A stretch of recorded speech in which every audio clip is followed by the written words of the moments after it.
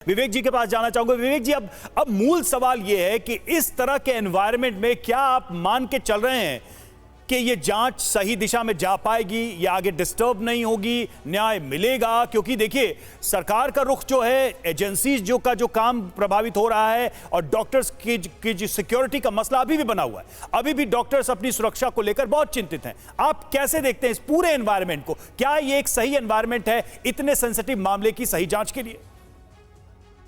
ये इसका सही उत्तर देखिए, और सीबीआई जिस दिन मीडिया के सामने आएगी, कल में या परसों में, तो बड़ा क्लियर हो जाएगा कितना कॉपरेशन वेस्ट बंगाल की पुलिस ने किया, कितना कॉपरेशन जो है वो एडमिनिस्ट्रेटिव स्टाफ ने हॉस्पिटल के किया, और कितना उनका रास्ता तृणमूल कांग्रेस के लोगों ने रोका। इसका सही उत्तर हमें कल या परसों में बड़े क्लियरली मिल जाएगा। लेकिन मैं दूसरी बात कहूंगा कि यहाँ पे बीजेपी की प्रवक्ता, यहाँ पे चैंपियन ऑफ वुमेन राइट्स बनी हुई है, और ये लोग बीजेपी के ऊपर मैं सीधा एक हमला बोलना चाहूंगा। आप लोग इस इंसिडेंस को you are trying to sell and market death for your political benefits.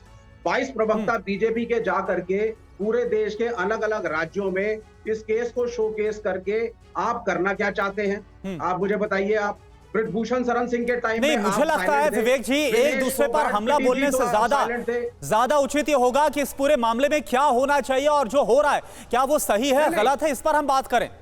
नहीं, आप बीजेपी को प्रोटेक्ट मत करिए। नहीं, प्रोटेक्ट नहीं कर रहे। बीजेपी के खिलाफ बोलूंगा तो उसमें क्या? नहीं, कोई प्रोटेक्शन नहीं है। आप मुद्दे पर बात करिए ना। जो अनुजा जी ने सवाल छोड़े, विसल ब्लोअर की बात कही है और उस विसल ब्लोअर की आवाज को दबाया गया, उस फैक्ट पर आप बात करिए ना।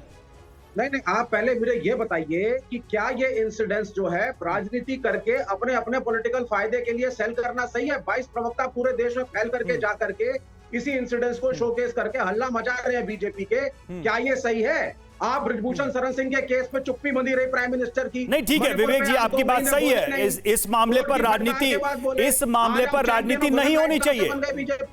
इस मामले पर राजनीति नहीं होनी चाहिए।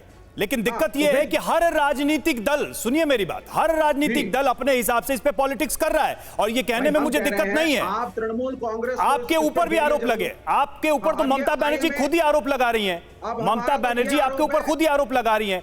बीजेपी के ऊपर ममता बनर्जी आरोप लगा रही हैं, आप एक दूसरे पे आरोप लगा रहे हैं। कौन बचा है? मैं इस पे नहीं जाना चाह रहा था, लेकिन चूंकि आपने ये पॉइंट उठाया तो मैं ये कहूंगा कि सब राजनीति कर रहे हैं। और आईएमए ने, डॉक्टर्स ने पूरे देश में हड़ताल आज बुलाई है। ये एसोसिएशन की हड़ताल है, ये बीजेपी की भी हड़ताल नहीं है। तो इसको भी क्या आप मोटिवेटेड कहेंगे पॉलिटिकली?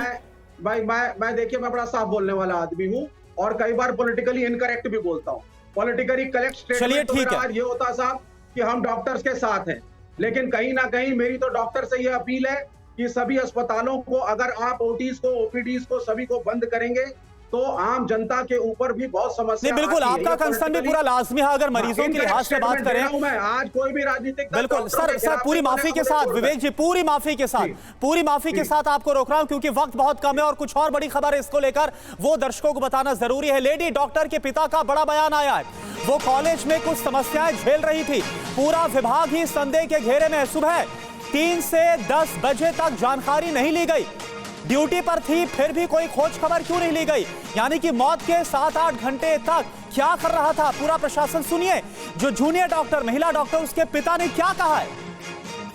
मेरा लड़की ड्यूटी में गया था, 8:10 से घर से निकले। इसका प्रश्न यह है कि रात 3 बजे से सुबह 10 बजे तक किसी का, जो ऑन ड्यूटी डॉक्टर है उसका किसी को जरूरत नहीं पड़ा। यही एक हमारा सस्ते ना गया। थोड़ा उसका दिक्कत था कॉलेज में, पूरा डिपार्टमेंट, इसलिए डिपार्टमेंट को हम बोला है, डिपार्टमेंट पूरा सस्पेक्ट में है। हम क्या बोला, 7 घंटा से लड़की का ऑन ड्यूटी ऑन कॉल में डॉक्टर है, उसको 7 घंटा में किसी का जरूरत नहीं पड़ा।